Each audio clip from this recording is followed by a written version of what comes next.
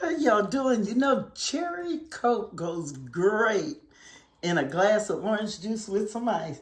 That's what your cooking, sipping grandma drinking on today with her purple straw. How y'all doing today? If you took time to do that brisket, then you got leftover brisket. So I'm going to show you what to do with that leftover brisket, quick and easy. What I want you to do is get you a 3 to 5 quart saucepan, depending on how much meat you want in it. I'm going to use about a pound. What we're going to do is we're going to start out by making us a roux because we are going to end up smothering this corned beef. What I have here is a Global Blend olive oil. I like to use a Global Blend olive oil when I'm not looking for that overpowering olive oil flavor or taste. It is just to help me get my roux together, and it is there to help me coat an item. When you get your flour in there, make sure, what does a roux contain? Fat and flour. That's what we got going on here. As you see, I'm mixing it in. Now, I want my roux to be dark, and I want it to be kind of toasty, and I want to get a lot out of my roux. So the more you add in flour, the more liquid you can add to your roux to get it to the thickness. So I want it to kind of get down and bubbly. Now, what you have here is developing a roux. A roux is the basis for all your soup, sauces, and gravies. Once you get your roux down, add oil as you find necessary, add more flour. If you are gluten-free or avoiding flour for any reason, feel free to add yourself a little cornstarch. As this is cooking down for you, here we have our roux, people. You could take this, you could put it in a freezer-type dish, and you could save it for up to 3 months and take out as much as you need to make your soup, sauce, and gravy. We're going to let that start cooking down, getting kind of thick. While it's cooking down, we're going to add a little bit of garlic salt. Garlic salt. We need some black pepper. Get some in your pan. All right, turn your fire up. Make sure your fire is at medium high. All right, I like a smoky flavor to mine, so I'm going to smoke this. Now, I did cook my brisket on the grill. So if you want to know what I season it in and how to make a pickling spice, go to my page and look those items up for those videos. All right, let's get our roux to smoke. See how I get the burning on the sides? Make sure you get that. You want that kind of burning flavor. Now, once it get the smoking, see that smoke? I really want to turn on the vent, but I'm saving it for y'all. That's the color I want. Now, like I told you, I took and went through the brining process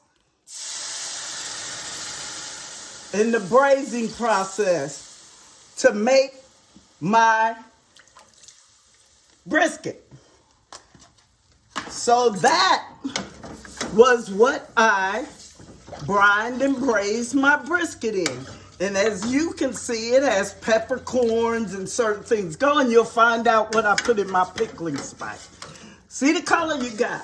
All right, turn it up so it boils. We want this to get to boiling. What I have, like I told you, is a 3-quart saucepan here. And this 3-quart saucepan, it can get up to 450 degrees in the oven. This is going in the oven. I took my potatoes and carrots. I washed them, rinsed them. We got those in there. Then I'm going to take my leftover brisket. I sliced it, cut it down however you want. I got over a pound in there. I'm going to take my brisket and I'm going to cover this just like this. Just get it completely covered. I'm going to add me a little bit more smoky flavor because I don't want it not to have that flavor on the brisket itself. Just get a little bit more. Now, my main ingredient for this special is my Fox Brothers barbecue rub. Now, this is a dry rub but it goes great in any soup, sauce, or gravy. And I'm using it in this. And I'm gonna take it, and I'm gonna toss it, and I'm gonna get everything done up. Oh, your oven has been preheated to 350. It has reached that temperature. This is fully covered. Now you could take this saucepan that I have here. You can stick it in the oven, uncovered. Cook this for 25 to 30 minutes in this saucepan. Or you can go to your decorative dish to put it in. I'm going to take this, I'm going to stick it in my preheated oven at this time. And don't be surprised, because as you may know, I cooked one earlier. Woo! Check it out. Watch it come out the oven, girl. I done cooked one. Ooh, this smells good. Oh, Lord.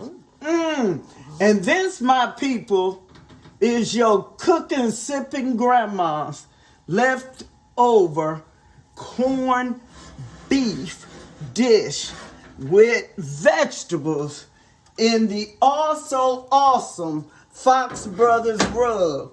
I ain't advertising for them. I'm just telling you that it is good and it helps add that terrific flavor along with your smoky paprika to this sauce. And I just want to show this to you. Give me 1 second. I don't have the perfect dish, but what I do have is the perfect opportunity to show you what you're gonna get. Check it. Oh my, this looks you can't beat this. And they call this a leftover. Check this out. Potatoes, vegetables. Oh yeah.